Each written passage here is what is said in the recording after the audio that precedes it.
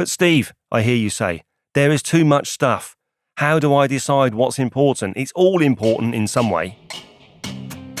Hello, and welcome to Sharp, the podcast where we help you get a little better at the stuff you have to do, so you can spend more time doing the stuff you want to do. So now, on with the episode. Hello everyone, and welcome to episode 35. I hope you're well. So last time, we looked at having less on our plate by saying no to stuff. This episode is the second in a series of 4 that are loosely based around time management.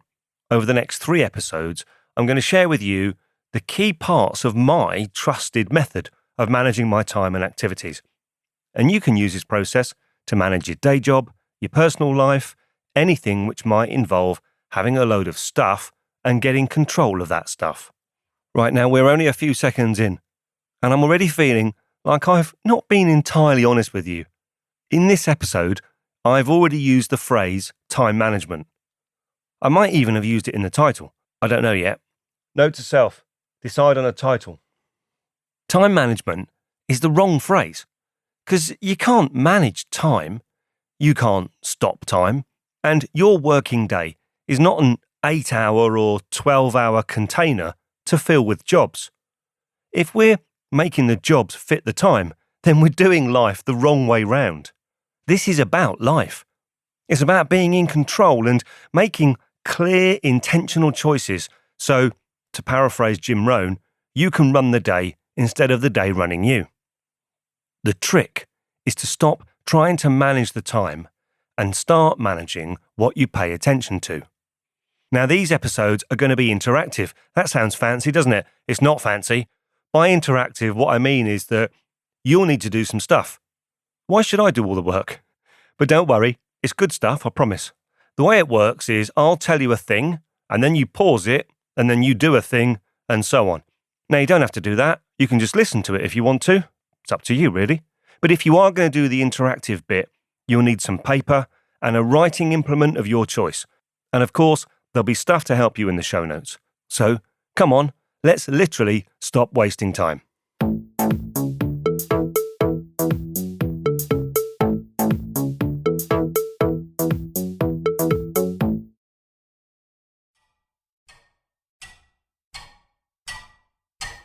It's a funny thing time.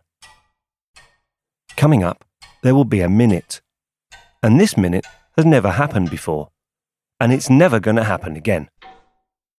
And I've got a recommendation about what you could do with that minute. Now, unless you're driving a car or on a speeding treadmill, only do this if it's safe to do so. But what I'd like you to do is to close your eyes and think. Take that minute that's coming up now and think about everything that you're a part of. Everything at work, at home, in your family, hobbies, networks. Think about your friends. Think about the stuff that you've got going on. What's going on at work at the moment? What's going on at home at the moment? What's going on with your family? What things have you got to do? And what things haven't you done? What's outstanding? What's playing on your mind? There's a lot there, isn't there? I'll bet that you've just thought about something that you need to do that you hadn't even considered before this minute started. In fact, if you try to get a handle on everything in one go, it can become pretty overwhelming. I'm getting a tension in my chest just thinking about you thinking about it, because there's so much stuff. Okay, open your eyes. I've got good news. I'm really sorry, but if you do in any way feel anxious about the amount of stuff that you have on, then you definitely need to do something about it, and I can help you.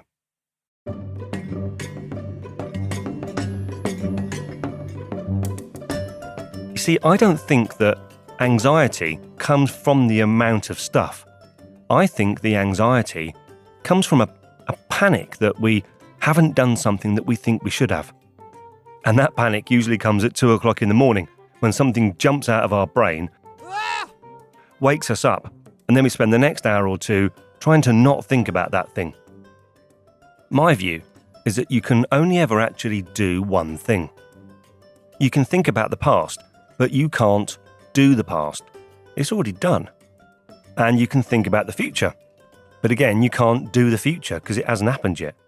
You can only do now. So what we need is a system that puts us in a position to be as confident as we can be that at any given moment we are doing the best one thing that we can be doing at that point in time. Forget all of the other one things. We can't do them as well, so they can take a backseat. So I'm going to share the techniques that I use with you, what I've learned from other people much cleverer than me, because you're my loyal listener and I want to give something back. Don't tell anyone else. It's just between you and me. Now, these next 3 episodes are an app-free zone, because what you're going to do requires nothing more sophisticated than some paper, a pencil or pen, and a diary or calendar, and nothing else. Now, don't worry, you can use the apps later if you want to, as you know I do. But I want to explain the ideas in a really simple way first. Once you get them, then you can use an app or Outlook or whatever device you like. But for the next 3 episodes, no apps. But before we carry on, here's a word from our sponsor.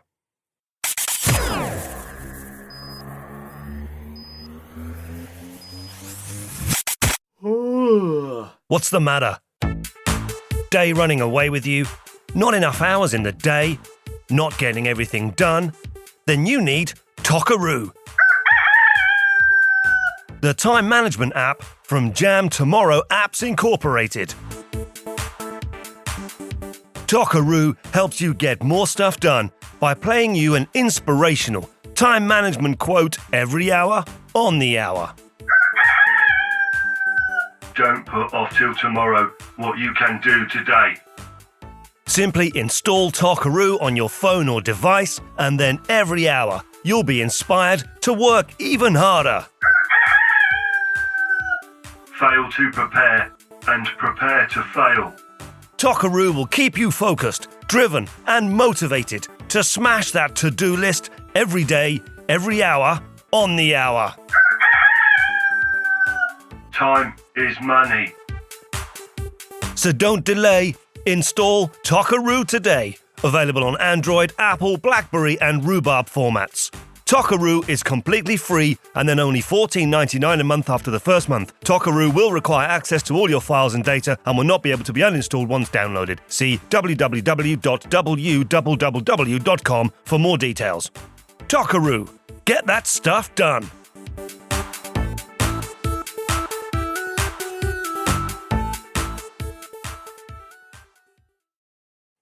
Right, I don't even know what to say about that. Shall we just carry on? In this episode, we're going to look at what's important.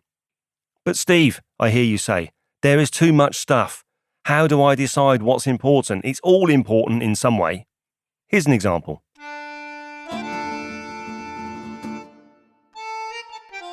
What's more important to you, food or grammar?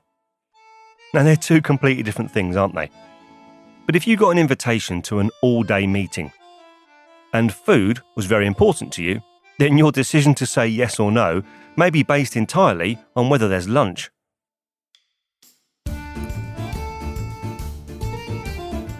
However, if good grammar is important to you and the invitation said, "Dear Steve, you is invited at a meeting where we must report reports of sales and you can come to the morning and you can come to the afternoon." Well, where's this meeting? Birmingham. It's going to be a waste of time, isn't it? So, the same meeting, the same content, but your decision to attend was based entirely on different values. Here's another example. It's Friday afternoon, and Steve in the field is at his desk, and he gets an email.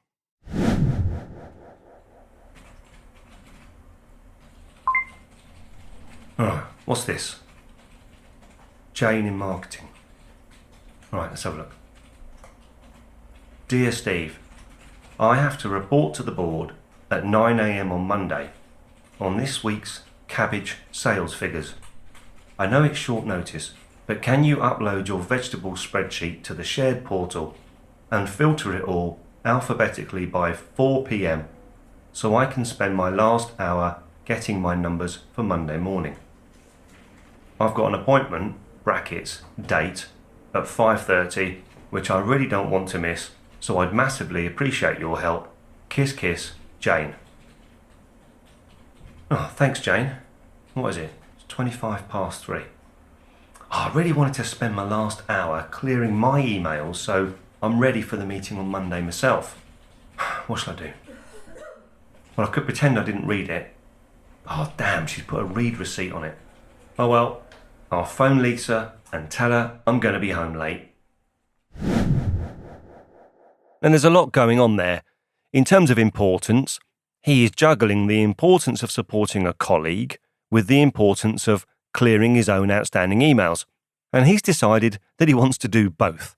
So sadly, it looks like his measure of importance of making it home for dinner is the one that gives way. Silly Steve in the field. Nothing new there. And we do this all day, every day, if we don't stop and think in advance about how we're going to judge levels of importance. Because when you're crystal clear on what's important, it's a heck of a lot easier to work out whether the thing that you've been presented with, the thing that's in front of you, where that features on that scale of importance. Now, this is common sense, but it's a step that we often miss out.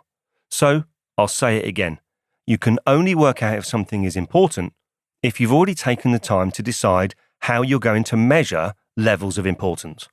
Now, the very first step is to decide what your filter looks like, or in other words, what's important to you. Well, the starting point is that we need to take time to think carefully about your job, your vocation, your life, whatever you want to get in order in terms of 4 different levels.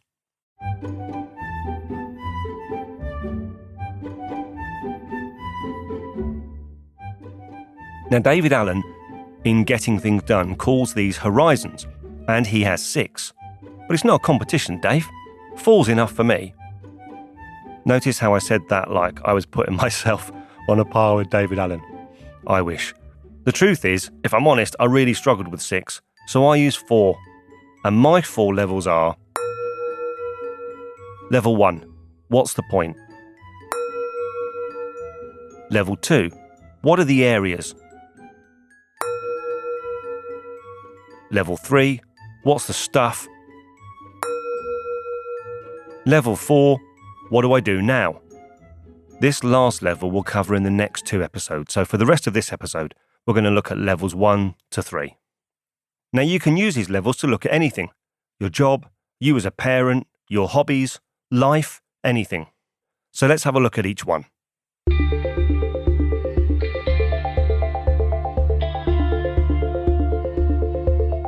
Level 1. What's the point?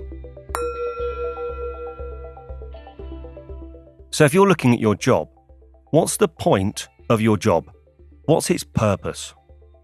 The purpose of a job could be to grow a business, or it could be to make people's lives better.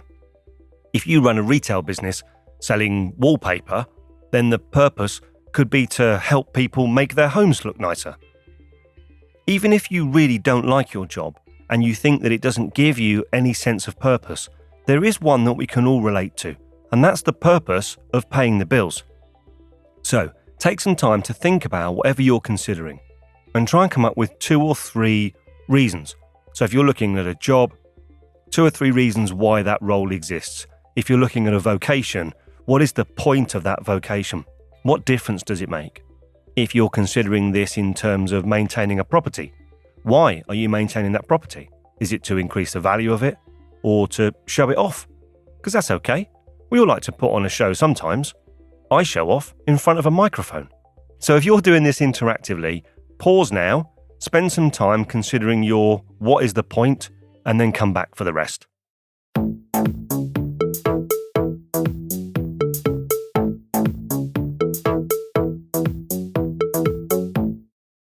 So next it's level 2. What are the areas? If you're looking at your job at level 2, what are the areas of your job? What are the big sections, the key chunks? What are the different broad areas that you might focus on any given day? It could be customer-client relationships. It could be recruitment. If you're employed, your job description is a good place to go and look at these areas of focus. So let's say you're looking at house maintenance at level 2. Then the areas could be the rooms of the house, the decor, the garden. So take some time to list your areas of focus. And there might be a lot of them. There's probably between 10, 20 or more, depending on how complex the thing is that you're reviewing. And we'll put some examples in the show notes to help you. So again, if you're doing it interactively, it's time to pause.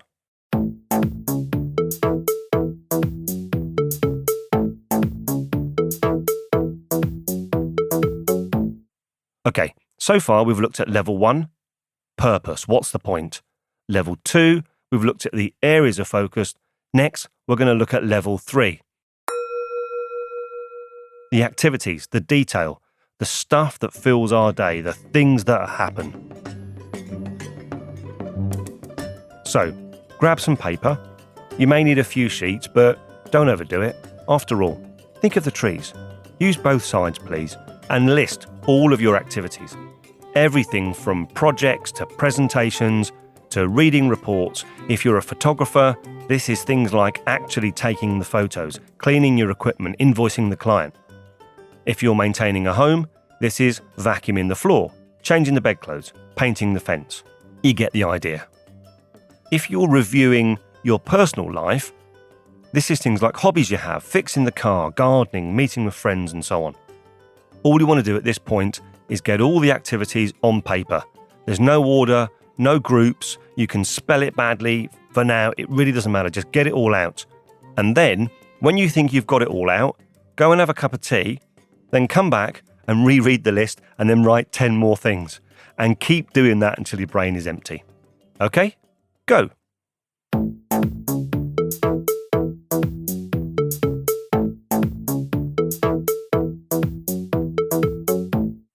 So far then, we should have 3 different lists. Our level 1 list, listing the points, the purpose, probably 2 or 3 things maximum on there. The level 2 list, which is my areas or areas of focus, and there might be 10, 20, even more. And then the third list, which is probably the biggest list, are the activities. We've only got one more thing to do before this section is over. But before we do that, here's Lisa and I having a chat about this bit of the process and how she found it. Hi. Hi. It's been a long weekend. It has. I was feeling refreshed until about an hour ago, like we'd had a holiday, and now I just feel like I want to sleep for a month. Okay, so I thought that you've worked through this process that we looked at in this week's episode yourself, and I thought it would be useful to the audience just to talk a bit about what you found easy, what you found more difficult. Okay. You speak a lot in the podcast about how there isn't such a thing as home work-life balance, but this whole exercise is very much, or it felt to me like I should be doing it for work. Okay. But my day is a combination of balancing being a mum, someone at work, so a lot of this it's not intertwined enough to make sense. Yeah. Doing it just for one You're absolutely area. right. We've mainly looked at how you would apply it to your job, because for many people, they like to just get the day job in order, because actually if they can get that nailed down and get rid of some of those stresses. But you're absolutely right, you don't need to just do this for work, and I would actively encourage that if people feel comfortable that they can apply the process to their whole life, you absolutely don't have to only look at the purpose of your job. You can look at what's the purpose of me as a parent, what's the purpose of me as a partner. You can combine all of those things and write all of those purposes down. Okay, well I might go back and redo that then. And I'd recommend people, once they're familiar with it, to absolutely go back and look at their home life, look at their personal life, look at their hobbies, and if it's comfortable, do it all in one go. Yeah, okay. So when we got to the bit about the levels, do the levels have to be called the things that you have called them? No. So what you're trying to do is, at level 1, you're looking at the bigger picture. So, what's the reason, what's the you can call it your reason, you can call it your purpose, you can call it your point. Level 2 is what are the broad areas that I get involved in that particular vocation or job or whatever. And level 3 is the detail. So you can call it stuff, you can call it detail, you can call it activities, whatever you want to call it. Okay. Yeah, don't use my words. No, I didn't. I thoroughly recommend people don't use my words. But I did really enjoy doing that exercise, that I had to stop the podcast and do the exercise around the levels, putting the kind of actions and my personal bits against those descriptions. I really enjoyed that. The only thing I had to keep doing, Steve, was reminding myself why I was doing it, because I got so focused on that as an action and something I was doing. I had to keep reminding myself why I was doing it. Yeah, and that's a really good point. One of the reasons why I wanted to cover this particular bit in this episode before we get into the detail of managing your activities, because obviously you can't manage your time. There's lots of tools out there that help you manage time. There's the urgent important matrix. I think that's a fantastic tool. The problem is it's really easy to see whether something's urgent. What's a lot harder to do is to see whether it's important. And there are some things it's really easy to say what's important. But my view is that most of what we deal with on a day-to-day basis, unless we actually stop and decide for ourselves, how am I going to measure whether that's important to me? If we don't ever do that, what happens is it's unclear. It just feels like it's all important. And when people add their own urgency to it, I have to do this by Monday by 9 o'clock, therefore, and they use the word important. They're using the wrong word. It's urgent, but it doesn't mean it's important. And I think that part of the difficulty with a lot of the apps and the tools and the things that help you manage your time and your activities is no one's actually helped you step back and say, yeah, but how do I decide for myself if something's important? And that's what we're aiming to do here. I think you hit on a really interesting point, and it was something I was going to talk to you about, because I wrote in my little book when I was listening to Steve in the field that if Jane, who had asked him for something and had railroaded his time, was my boss, and clearly what she was asking was important to her, how do I go about binning her off? Because she's not part of my focus, or she's not part of my action list. She's just stolen my time. She's railroading my time, and it isn't included in the choices that I'm making to manage my activities. So how do I balance what's important for someone else or urgent for someone else that isn't even important for me? I don't think anyone is suggesting that you can be given a black and white tool to help you decide whether to bin Jane off or not. She's not a real person. I have invented her. People are always going to hijack your time. That's always going to happen. And depending on the level of seniority in a business or importance in your family or how significant a customer they are, they're always going to hijack your time. If you didn't do this, and people will just hijack your time anyway, that's what they'll do. If you did do this, and only 30% of your time was spent doing stuff that was really important to you and helped you get better at what you do and add value to your business or become a better mum or become a more valuable friend, then even only doing 30% of your time on that, that's got to be an improvement, I think. I think. Okay. So the other thing that I really enjoyed doing and was really powerful for me was doing the piece where I was putting the activities with a verb at the beginning. Okay. To kind of make it more of a Yeah. go do this. Yeah. So spoiler alert, we haven't talked about that yet in the episode, listeners. She's letting you in on a secret.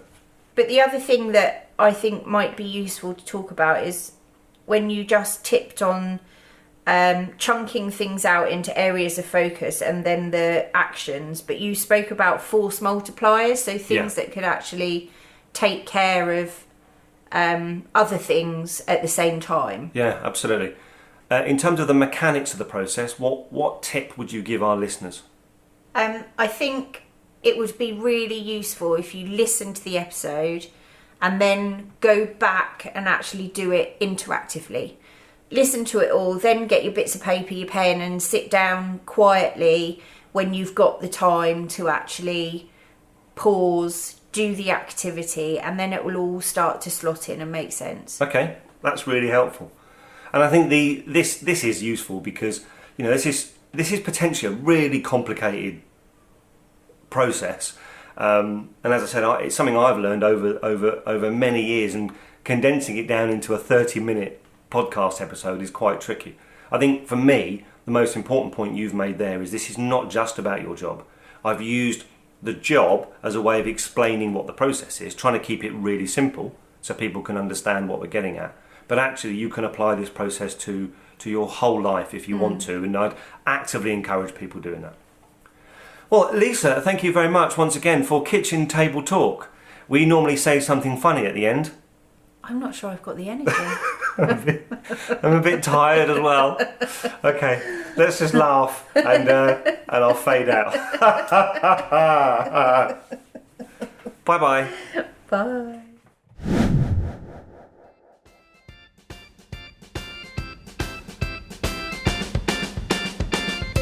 As I said, we've only got one more thing to do. Grab your list for level 1 and think really carefully. Review what you've written. Are you happy about the 2 or 3 things that you've put on level 1 that represent the true reason that this job, this vocation, this area exists? Are you happy with that? Good. Next, we're going to do something fundamental to making this all work. Grab your list for level 2, the areas of focus. Now your task is to work out which ones are most likely to support level 1 for the next 12 months. If you could only work on 3 to 6 areas of focus, which ones would definitely grow the business or remove the biggest obstacles? Which ones are a force multiplier? In other words, if you did that one really well, a number of the other ones would fall into place. Which ones would have the widest impact? So what you need to do is put a star by the side of 3 to 6 of the areas of focus that you've chosen. Then when you've done that, rewrite those areas as an action starting with a verb and turn it into a sentence that's meaningful starting with an action word like deliver, win, grow, source, complete. Bring them to life.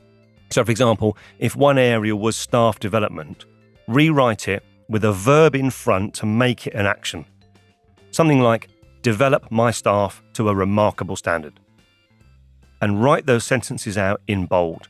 These are your priorities for the next 12 months. These things you've written down, these 3 to 6 areas of focus that you've turned into an action, they are the things which you'll use to measure whether any individual task or request or meeting is important. Now, it's important here to point out that a big chunk of this bit of the process is from 18 Minutes by Peter Bregman.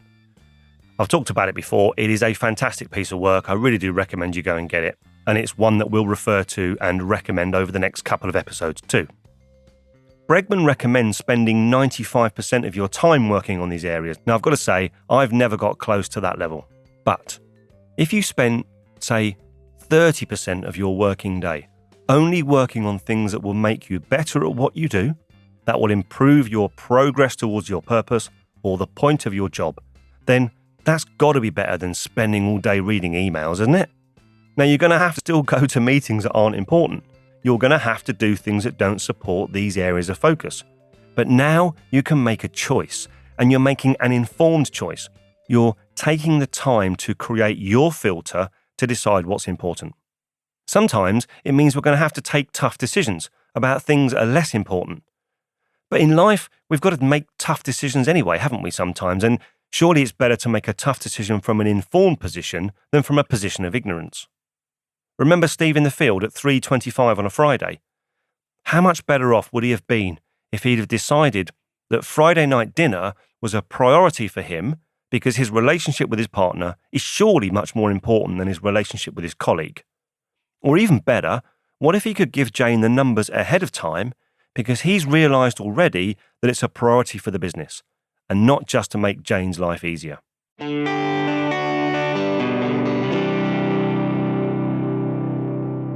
Oh, wow. There's a lot of stuff there, isn't there? We are at the end of this episode, and I'll cover the takeaways in a second. But if you do want to do this stuff even better, and you'd prefer to reduce the number of 2 a.m. panic attacks that you have, it is important to get this first stage right. A lot of what happens in the next 2 stages rely on it.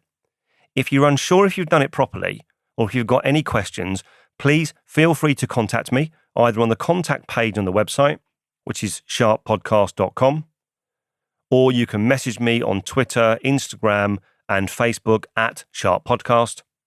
And the word Sharp Podcast is always one word, 2 Ps.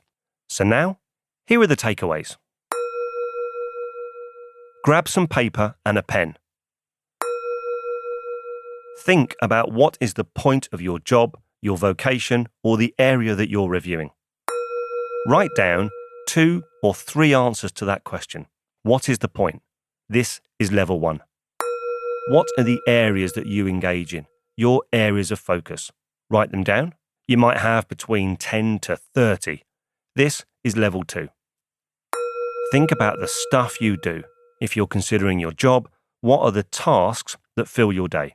If you're thinking about something else, what are the things that you do with your brain, your hands, your mouth, the actual activities? When you've written as many as you can, go and have a cup of tea or coffee and come back and write 10 more. Keep doing that until you're happy you've captured almost every activity. This is level 3, and we'll be using this list next time. So now, put it to one side. Grab the other 2 lists. Looking at your areas of focus, which are the ones which will have the biggest positive impact on your purpose over the next 12 months? Choose 3 to 6 of them and put a star by them. For each area you've chosen, rewrite it as a sentence, starting with an action word like complete, win, design, or so on. You now have your priority areas of focus for the next 12 months. They are the measure that you'll use to decide if what comes up is important. That's it. Have a look at that stuff over the next few days and weeks. You'll need it for the next episode. If you haven't yet done the interactive bit, it's not too late. That's the beauty of podcasts, isn't it? Because you can listen again, and so there's time to do it if you want to. And if you don't want to do it interactively and you just want to listen, then obviously that's cool. And I hope we've inspired you to give these things some thought. Remember, we're aiming to get as close as we can to only ever doing one thing. All the links, resource and articles I've used in this episode will be in the show notes right there on your device. Hopefully you'll find them helpful and useful, and hopefully you'll find this whole podcast helpful and useful. I hope you do, and I do spend a lot of time and effort making sure it's relevant, helpful and entertaining enough for you to listen to. If you agree and you'd like to show your support, there are several ways you can do it. You could go to iTunes and give us a 5-star rating or a great review, which would be fab. Alternatively, you can share the podcast on Twitter, Facebook or Instagram.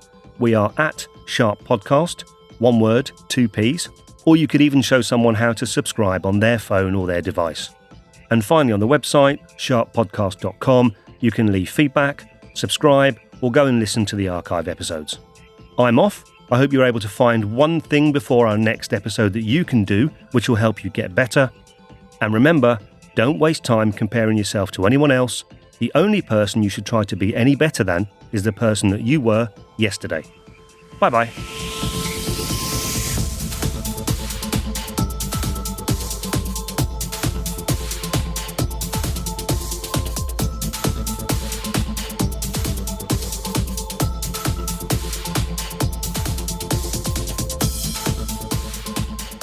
Why are you doing that? It's a symbol meaning you don't need to shout I because the know, microphone's but- just there. You're really annoying me. It's just in front of you. You're talking to the member of the audience is here. That's where their ear is. You're No, talking but into their I ear. raised my voice because I was trying to get you to shut up. Yes. It does make sense, but it's not as applicable.